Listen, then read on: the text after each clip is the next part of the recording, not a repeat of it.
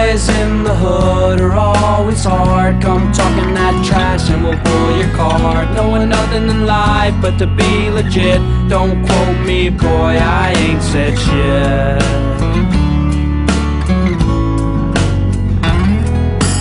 Bored as hell and I wanna get ill, so I go to a place where my home. Hello YouTube, Jay Murphy here to give you my first impressions on Grand Theft Auto 5.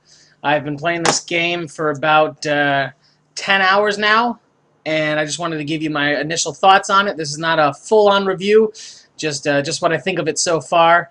So overall, it's amazing. It's the most fun I've had with a Grand Theft Auto game since Vice City. Number 3, revolutionized open-world gameplay. Vice City was fantastic with the 80s themed, you know, kind of based on Scarface. San Andreas was okay. I didn't have that as much fun with it. 4 completely let me down. I was very bored with 4 very, very fast. This game is fantastic. I'm very, very happy with it. They've totally revamped everything. The car controls are much better than 4. Much, much better than 4.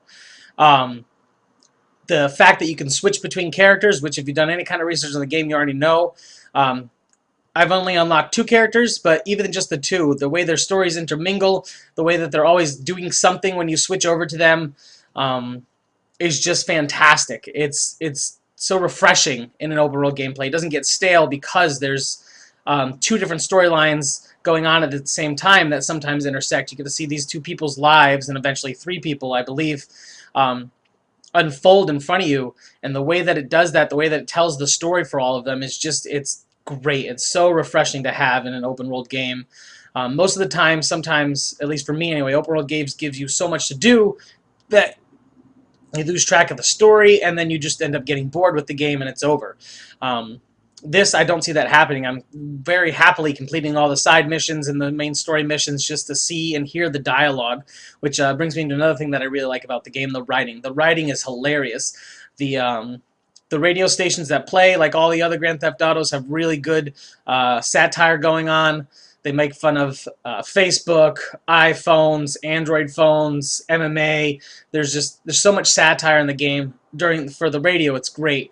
And then the story for the actual characters is just fantastic. It's something I'd happily watch as a movie, except it's too expansive to encompass a single 2-hour movie. I really like the controls, how solid they are. You know, the reaction to them is great. Like I said before, the driving is much better. They have added some RPG elements into the game. Kind of like Crackdown or Skyrim, your stats increase as you use them, so the more you run, the higher your stamina goes, the better you shoot, the higher your shooting goes, the better you drive, the more your driving goes. Each character has a special ability, which is new. Franklin can slow down time while he's driving, so it makes it easier to maneuver in between the vehicles and make the hard turns that the game throws at you. I have not figured out or been able to use Michael's special ability. I think it has something to do with his stamina, but I don't spend a lot of time on foot except getting between house to house, so I'm not sure. You can climb almost anything. All the roofs are reachable some way or another. I mean, none of them know parkour, so it's not like Assassin's Creed where you're just sprinting up the side of a building. But I've climbed several buildings. There's ladders outside.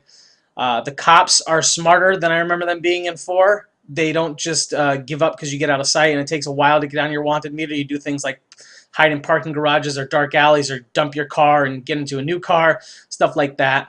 It's still silly that as soon as they give up, whether they see you or not, that they don't look for you. But, you know, it's Grand Theft Auto, so what are you going to do? I only have 2 complaints, and these are really just personal opinions. They have nothing to do with the way the game is put together. One, the music is not really to my tastes, which is, you know, again, like I said, a personal complaint, so it has nothing to do with it. There's probably tons of people who love the music on it. It's got a lot of 90s gangster rap, which is good. It's got a country station. I don't really care too much for country. It's got a dance station, but it's not, I don't know, it's just not as, I don't know. I can't think of the word I'm looking for, but it's just not as good as I was hoping it was going to be. Vice City still, to me, best soundtrack out of all the Grand Theft Autos. It had a lot of awesome 80s music that really encompassed the decade. I know this one's current times, but I just, you know, there's nothing there that's really gets me pumped. So That's one of the complaints I have. But again, that's just me personally. If you love the music, great. I'm not saying the music on it is bad. I'm just saying it's not to my tastes. The other one is the gun combat controls are a little hard to get used to. Like L1 brings up the weapon wheel, which lets you pick your gun. R1 aims, R2 fires, and it's just, I don't know, it just takes me a little while to get control. I end up hitting like the hide behind button, which is R1, the cover button, which is R1. I usually end up hitting when I'm trying to fire, and it's taking my brain a minute to wrap my hand around the controls, and I'm sure as soon as I go back to Call of Duty, my brain will be all kinds of confused and I'll die a lot. But again, that's a personal complaint. You might love the controls. I don't know why games nowadays have taken out the ability to customize your controller, where you can just pick what you want, what button to do. But it has a couple different control schemes. I haven't really messed around with them. I'm just trying to get used to the regular one, so I'm just going to stick with that.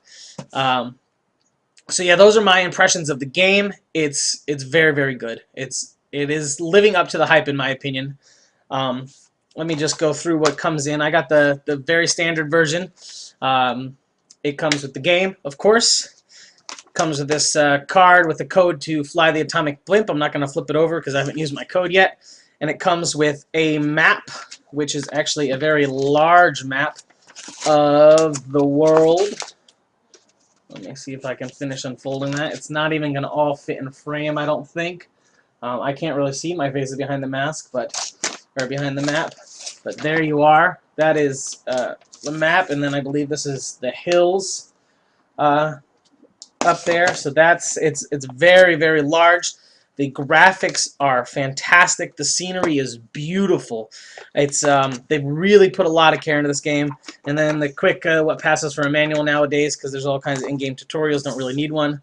And yeah, I know the collector's edition came with a steel book, a bunch of downloadable content, everything I showed you here, and then the super duper collector's edition came with a statue and everything else previous. So yeah, that's all I want to talk to you guys about. Just a quick video. Those are my first impressions.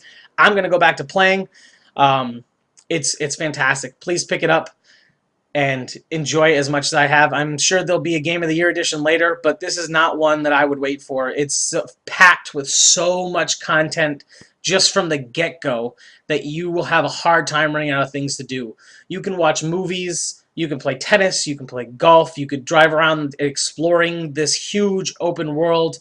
You can go swimming, you can explore the ocean. They've actually made every single part of the ocean swimmable. And I know from one of the gameplay videos I watched, you can go scuba diving. Eventually you'll be able to go skydiving. Like, there's just so much stuff to do. I mean, you can even go watch a movie, which the movie I watched was about 20 minutes in its runtime. It was kind of funny. I was kind of not paying attention. I was just watching it to see if there was an achievement or trophy for watching a full movie all the way through.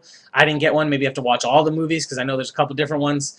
You can surf the internet on your phone. You can check out your, whatever, I can't remember, Life Invaders, what it's called. It's their version of Facebook. You can trade stocks. They're just fantastic. So to give you an idea of where I am at in the game, I've played all the way up to and through the first heist mission that you do. And I've got to say, planning a heist is super fun. You go through and you pick your crew members for what you need. You can pay them more to get better crew members. You can pay them less to get crappy crew members. And the heist, there's certain events that will unfold differently depending on who you hire. I hired the cheapest gunman because I chose a stealthier route to rob the first place. And he ended up crashing his dirt bike on the getaway. So I lost him and he cost me some money. So it's stuff like that. It's just so involved, and I'm very, very, very happy to be playing it. And I really think if you're on the fence about waiting for it, you should go pick it up. If it's that kind of game. I mean, if you don't like open world games, don't worry about it. If you're an RPG fan, then you're not going to like it. If you're a first-person shooter fan, you're not going to like it. But it's fantastic. It is just so good is all I can really say. So that's all I really have for you. Just wanted to give you my impressions on the game. As always, fight evil, play video games.